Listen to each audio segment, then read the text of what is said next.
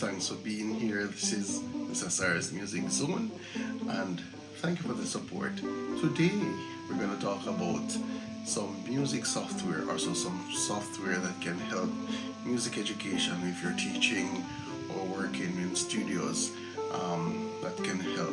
Of course, there are many other software out there, but I'm just highlighting a few that I've interacted with and share. If you don't already know, perhaps you can research and do some work and some experimentation with these as well. They might be useful to you. So I put them into three main areas. That's writing, recording, and interacting. So for the writing software, music software, that I know that are really efficient and perhaps probably on the top 10 ones or top 5. You have Finale, Sibelius, and perhaps MuseScore. Now Finale has been around quite a bit as Sibelius, and good things about these two is that you can put in real time, real sound. You get real authentic sound instruments for your notations, especially if you're doing orchestration, if you're doing choral composition or writing parts for, and you can always bounce out these files in MP3 format or whichever format that you wish. MuseScore is actually a freeware. Finale and Sibelius, you would have to get subscriptions for those to get the full package of what the software has to offer.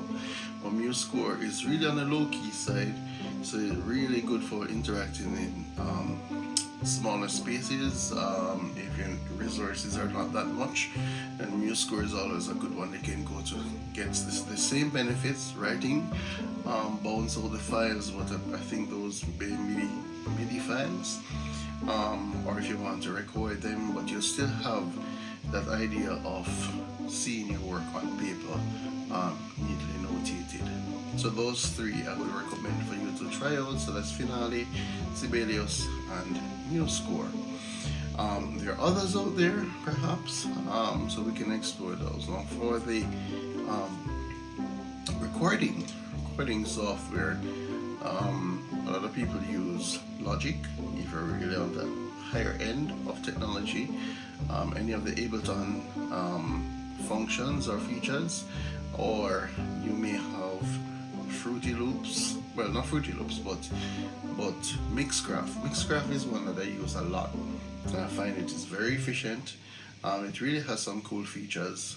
So if you really do a DAW, a digital audio workstation, plug in your keyboard and you can get those sound banks in. Of course, you can import the sound banks. You can purchase those, or you can use one that's our preset. So you can always. So the current one I think I have sound banks from Korg, Yamaha, and Roland. So I really get to interact with those. And there are some other ones like for bass or strings, horns. They have those out there that you can benefit from. And you can always get these authentic sounds. The good thing about Mixcraft as well is that I'm able to mix and master. Can add voice. Can use click tracks as well. I know Logic you can do that as well, and perhaps in Ableton and some features of Adobe. So if you can get the Adobe suite that really comes with that full package as well, that's a good one to have. For interacting with, there are ones that Fruity Loops.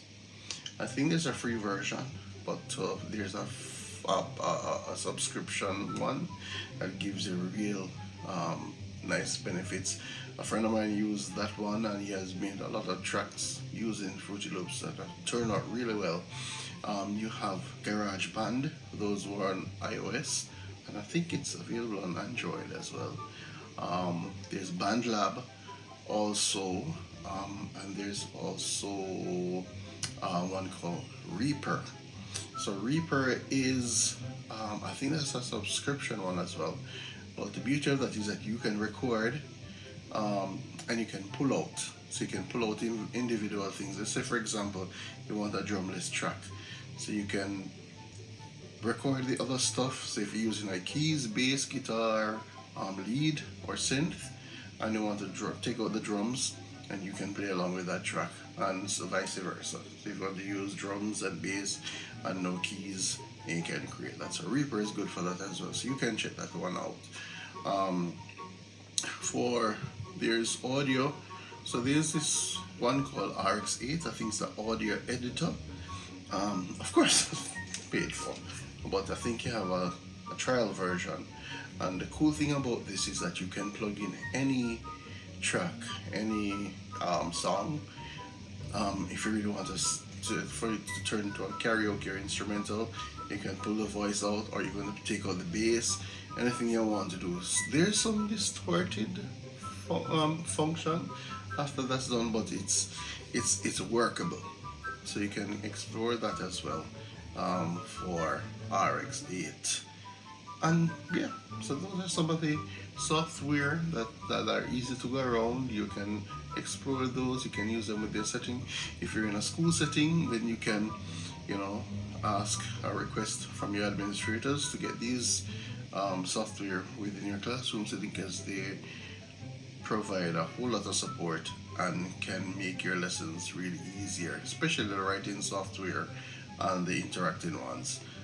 So you can check those out and get those for your either your classroom or your studios or just personal work.